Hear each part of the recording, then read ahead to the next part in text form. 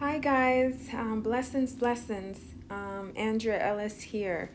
I hope you're doing well. I hope you're having a great week. And so much going on in the world, you guys. So I want to ask you guys again to please keep Afghanistan in prayer and the Penshore Valley. And there are some resistant groups in the Afghan nation, and there is the Penshore Valley where a lot of fighting is still going on. That's one of the provinces that Taliban have not been able to conquer. There was a brief thing that seemed to have happened a few days back, but that didn't pan out to be what the Taliban thought. So they have not really captured that area, and they have always had issues to capture that. They have not really been ever really been successful in doing that. So hey, blessings, welcome, Rayma. Hey, Crystal, blessings, you guys. Please share. So yeah, so the Penshore Valley in Afghan. Hey, yeah, how you doing? In Afghan is still fighting against what's going on. So hey, girl, hey, Crystal. Yeah, so they're still fighting, you guys. So please keep the US coverage have not really talked about that. There is still fighting in Afghanistan for the Penshore Valley. Keep them in prayer. A week ago, the Taliban, they cut off all medical supplies and water from the Penshore Valley. That's the resistance group and province in Afghanistan that they have not been able to take over ever, really. So America haven't really covered that. The media haven't really covered that, and I don't even know why they're not helping them. But keep them in your prayer, you guys. Welcome. Please keep them in your prayer. It's very important.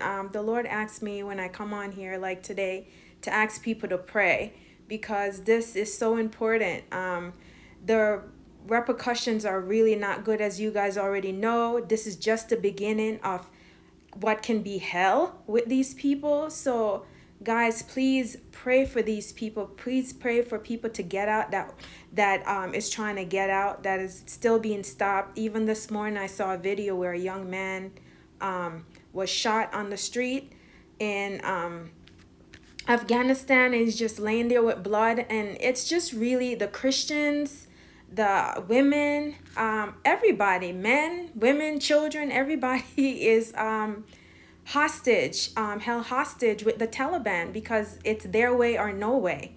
And I'm really surprised that this administration actually wants to legitimize them. They're talking in that language that they have to prove themselves. These are terrorists, and they are barbaric. They're evil. So keep them in prayer, you guys. So anyway, I know you guys know me, but I want to say real quick for people that will watch.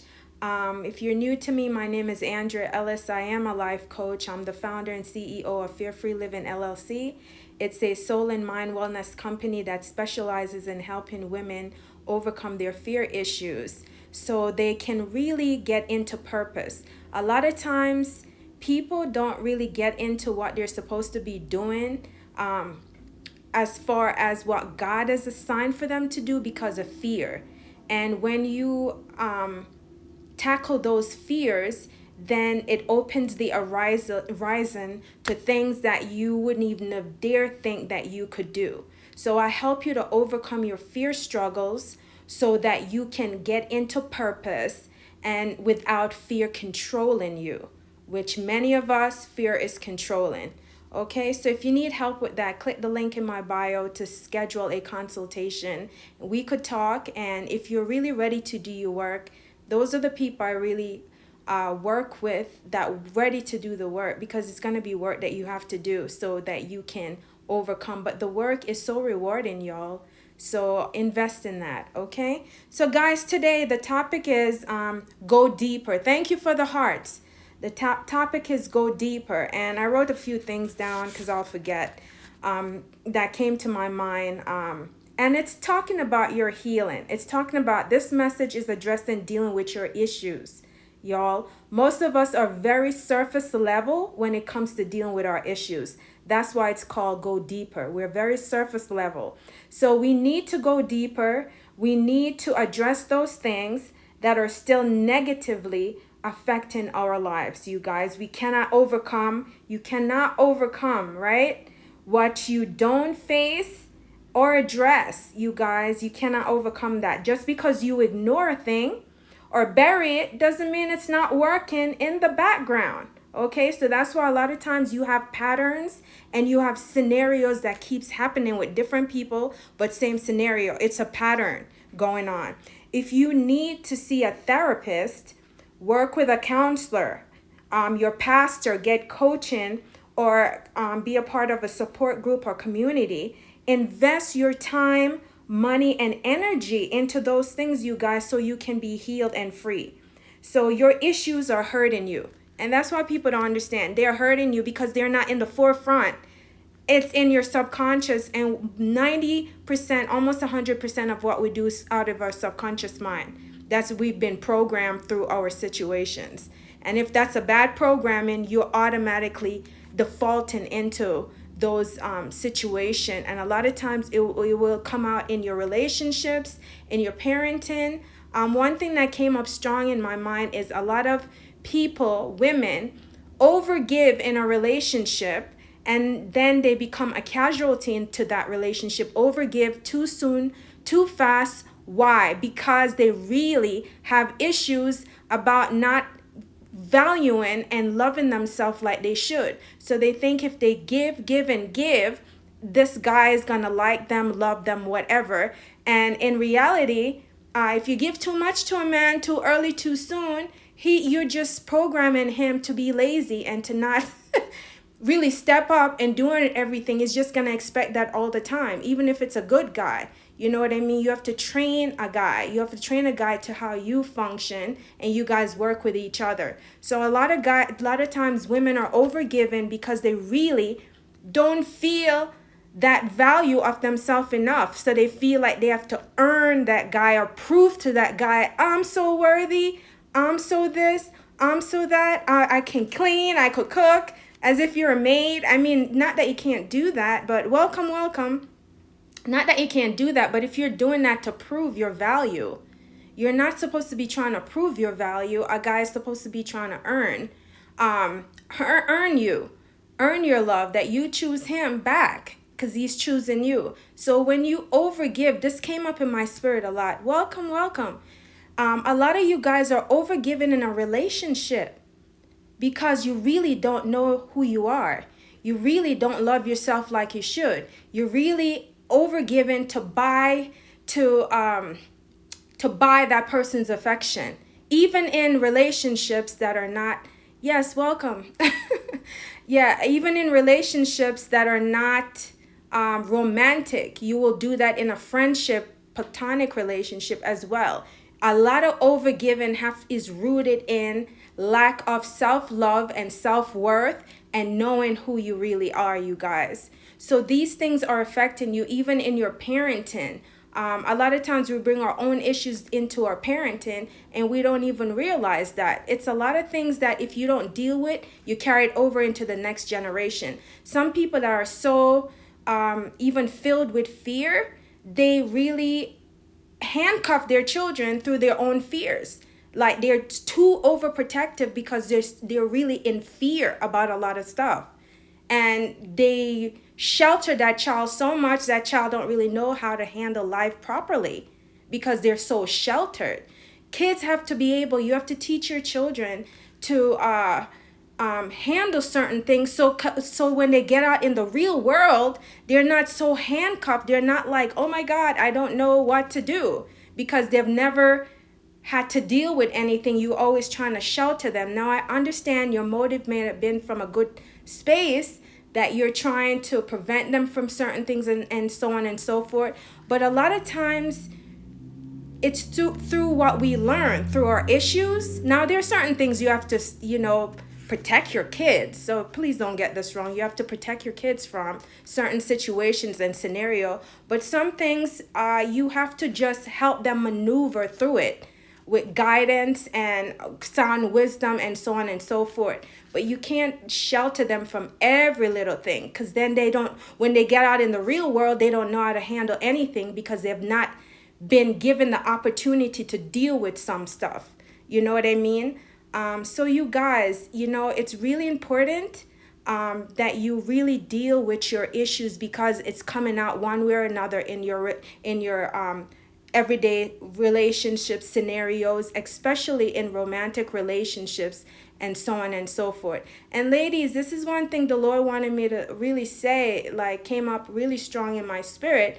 A lot of times, a lot of women, they put so much emphasis on how they look, getting the right hair, makeup, skin, all this stuff, which is good. Nothing wrong with that.